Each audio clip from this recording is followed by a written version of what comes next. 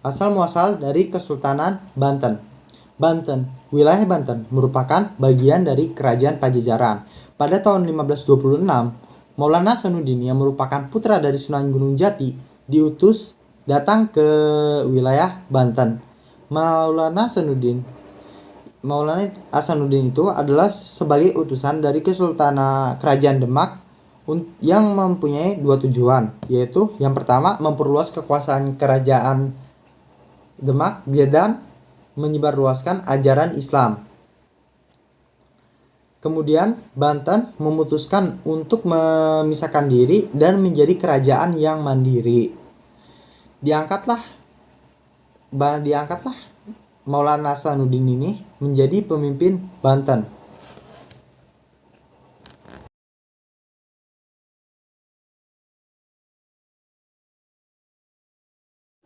Maulana Hasanuddin membuat benteng pertahanan yang dinamakan Surosowon. Maulana Hasanuddin, Raja Hasanuddin atau Maulana Hasanuddin memutuskan untuk memperluas wilayahnya ke Lampung. Dengan menguasai Lampung, Kesultanan Banten menjadi penguasa tunggal jalur lalu lintas Selat Sunda, yang mana sehingga pedagang yang melewati Kesultanan Selat Sunda harus melakukan kegiatannya di Bandar Banten. Selain Lampung, Maulana Hasanuddin juga menguasai Serang, Lebak, Tangerang, dan Pandeglang.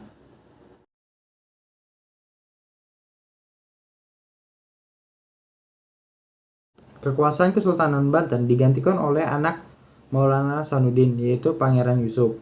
Pangeran Yusuf berusaha memperluas kekuasaannya. Pada tahun 1579, Pangeran Yusuf berhasil menguasai daerah-daerah atau wilayah-wilayah yang berada di bawah kekuasaan Kerajaan Pajajaran.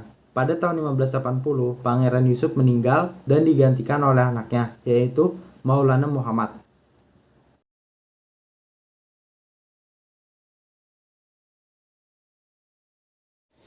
Pada tahun 1596, Maulana Muhammad memutuskan untuk menyerang Kerajaan Palembang yang dipimpin oleh Ki Gede Ing Suro 1572 sampai 1627. Ki Gede Ing Suro merupakan penyiar agama Islam dari Surabaya dan merupakan perintis perkembangan kerajaan Islam di Palembang. Alasan kenapa Kesultanan Banten menyerang Kerajaan Palembang adalah karena kerajaan Palembang lebih dekat dengan saingannya, yaitu Kerajaan Mataram. Pada saat melakukan penyerangannya, Maulana Muhammad wafat. Lalu tentara dari Kesultanan Banten dimundurkan dari medan perang.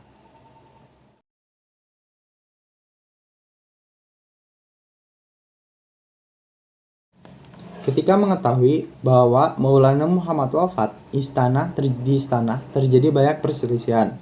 Ketika terjadi banyak perselisihan di istana, Abu Fakir Ahmad Abdul Qadir yang merupakan putra dari Maulana Muhammad menggantikannya.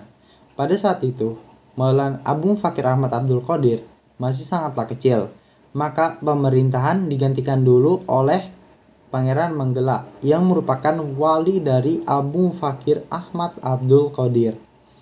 Pangeran Manggala berhasil mengendalikan Kesultanan Banten. Ketika Abu Fakir Ahmad Abdul Qadir dewasa, Kesultanan Banten sepenuhnya digantikan olehnya, yaitu Abu Fakir Ahmad Abdul Qadir. Abu Fakir Ahmad Abdul Qadir maksudnya, ia dikenal sebagai Pangeran Ratu. Pemerintahan beliau selesai ketika wafatnya, yaitu 1651.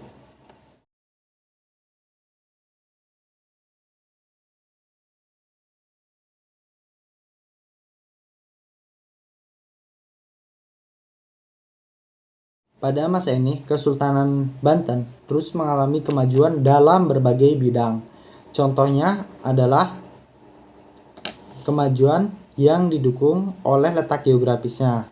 Lalu masyarakat yang hidup dalam rambu-rambu kebudayaan Islam.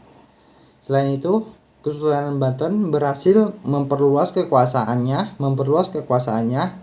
dan menaklukkan daerah-daerah yang berada di bawah kekuasaan kerajaan Pajajaran. Sebagian dari itu ada masyarakat yang tidak mau memeluk agama Islam. Mereka lebih memilih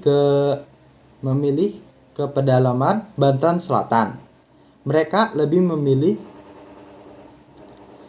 ke agama kepercayaan nenek moyangnya. Mereka adalah pemeluk dari Prabu Siliwangi. Mereka dikenal sebagai masyarakat Baduy. Selain semua itu, dalam seni bangunan dan kebudayaan juga, Kesultanan Banten ini meningkat.